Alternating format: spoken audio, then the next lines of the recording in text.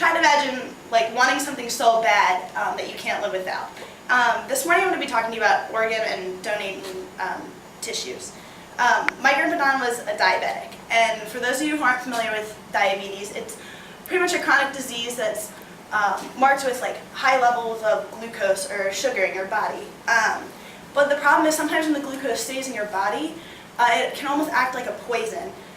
It can attack your neurons in your kidney and pretty much cause kidney failure, which is what happened to him. This is known as a diabetic kidney disease. And a transplant is needed almost immediately. So when my grandfather was diagnosed with this, he was put on an organ donating waiting list. And he waited for several months, and his health was diminishing in the meantime. And it was really sad, even as a young child, for me to watch. And though he was fortunate enough to find a match in time, this is not always the case. And try to imagine one of your family members or one of your friends being on that list, just waiting, and you watching them have to suffer. And the suffering is really unnecessary. This is a matter of life and death. But there's minor surgeries where this is needed for, organs and tissues are needed that,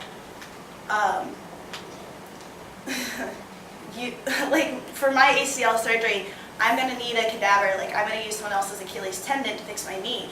But my grandfather wouldn't have been saved, and I might not be able to go play sports again without compassionate and willing individuals to donate their organs after they die.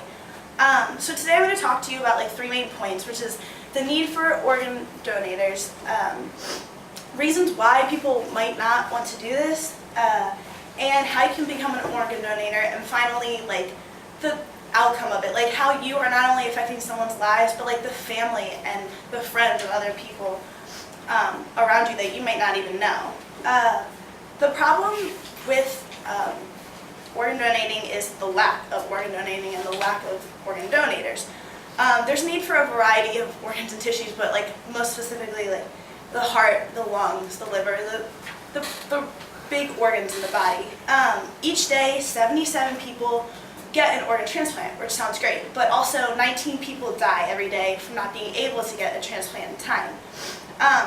An article in the Washington Post last spring said that 9 out of 10 people promote and agree with donating your organs after you die, but only 1 out of 3 of those same people were actually registered to be an organ donor, which is mind-boggling to me because it seems something that's so simple to do.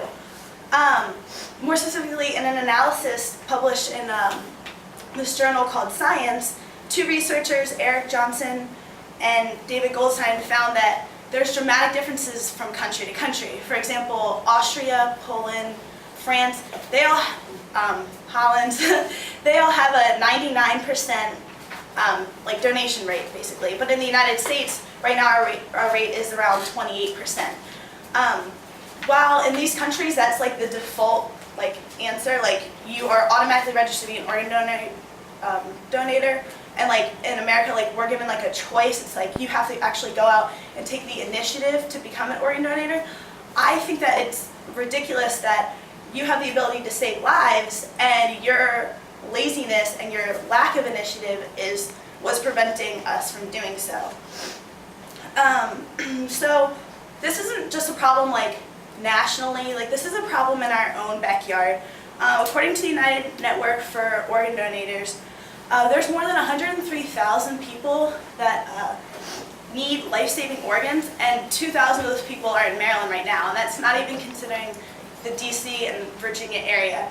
So this is definitely a problem that affects all of us, whether we realize it or not. So now that you can see the need for organ donation, you're probably if I'm not registered, what do I do?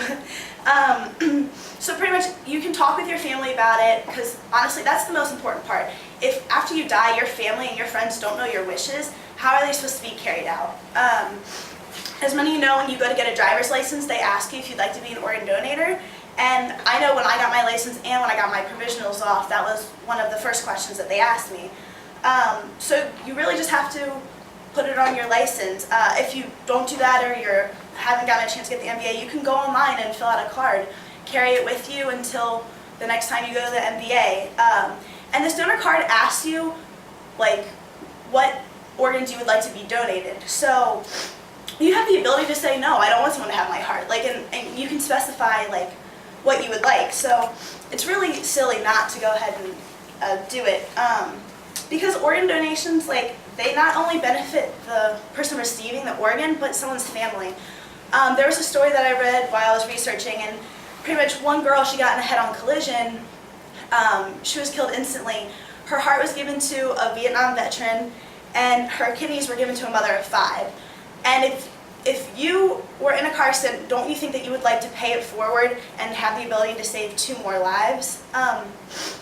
The problem with the lack of organ donating is that people don't go out and take the initiative. So I'm here today to try to persuade you to go ahead and do that. As you can see, donating is very easy, and it's one of the important decisions that you'll ever make.